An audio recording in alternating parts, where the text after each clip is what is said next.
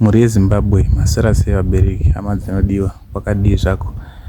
Muzuva ranhasi ndadzoka futi neupdate yamadha vaya, saka ndauya navo kuti vakwanise kukurukura kuti chii chakonzeresa kuti vadzoke futi pamba pano, nekuti vakambenge vadzoka kumba kwangu vachigara kuya, ndikambenge ndandotaura navo kuti vagare tichimirira murume wacho kuti adzoke.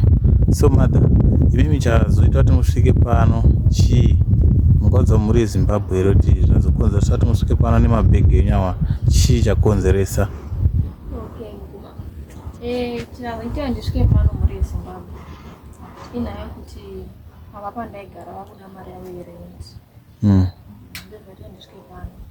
Vanga vakambondudza kuti murume wandandakaenda vanga vakapinda musi wa28 ndomusi waibhadhara rent. Saka musi wa28 ndobva madzokera neni paya 29 ndopamainda neni paya makanodzwa nyaya yacho yerendi zvakapinda musi wa28. So nhasi musi wa2 ndobva vazoti unoona iwewe isusu tinoraramawo nemari yerenti, mari yemba iyoyo ndi mari yatinotorarama nayo nekuti hatishandi, mari yatinototiraramiswa manje ukaramba wakagara usingatipi mari ungatizowanawo sei mari, tinobatsirikawo sei, tinoonepo chikafu. Iwewe kuti uchiramba wakagara mundani momwasha hazvichaiti. Inini ndikati ndinondochinja kuti tirega ndingoenda kuna mukoma wakungondibatsira vaya, ndinaudzwa nyaya yangu zvimwe ndingaonawo rubatsiro. Alright mother, nyaya inorwadza chose, inorwadza, inyaya yakaoma.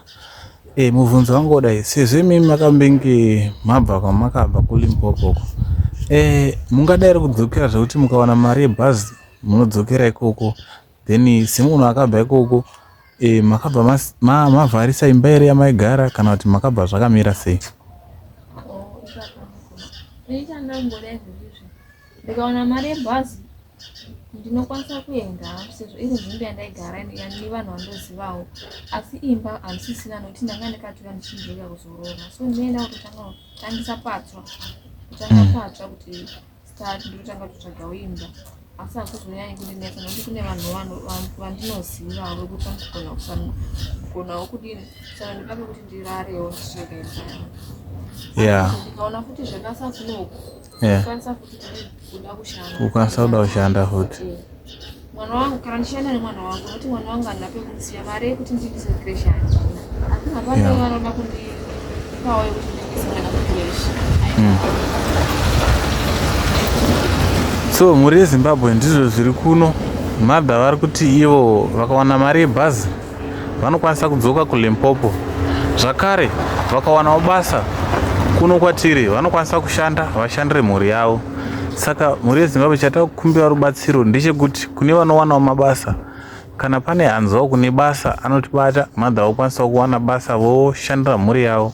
Ini pano paninogara pano pane imwe rumu yevana vangu, saka ndimo vachange vachisanokurara imomo, tichiona kuti tingaona rubatsiro rwakasvika papi rwekuti vakwanise kuwana chekudya, vakwanise kuwana mwana zvekuti mwana adyewo, tichimira futi kuti kana pakaitawo mukana wekuti vanokwanisa kuwana basa, vanokwanisa kundoshanda vachishandira mhuri yavo, zvakare vobva votsvagawo imba yavo yekugara semunhu ane mhuri, otangawo zvinhu zvake zvinyowani.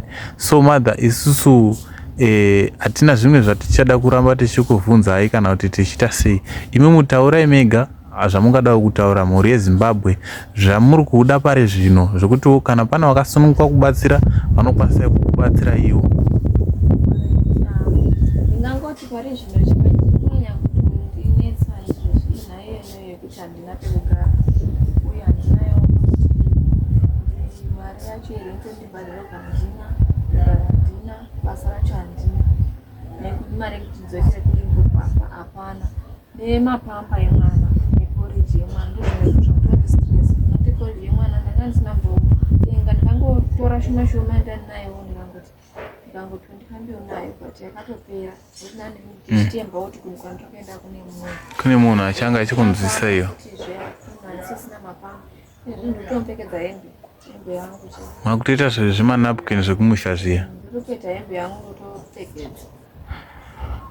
Muri yeZimbabwe mangozvinzira mega, so kune vanoda kubatsira pane zvavatsanangura izvi, mariwo yekuti vakwanise kuwana pavo pekugara, yekuti vakwanise kutengera mwana poriji, mapamba, chikafu chavo chekuti vadye. Makasununga kuti bata mhuri yeZimbabwe mukwanisa kubatsira hama yedu. Tinoziva matambudziko anouya zvakasiyana siyana uye mistakes, munhu wese unoita mistake, asi hatingazorasi umwe wedu nenhau yakaita sei. Thank you guys. Tinotenda vane mwoyo nerudo muchange muchitibata, tinotenda ipapo. So mother, regai tiise nyaya iyi pasocial media, then vanhu vachange vachiuya, tichange tichingotaura. Vanhu vanenge vauyisa rubatsiro rwavo muchange muchingoonawo rubatsiro ipapo.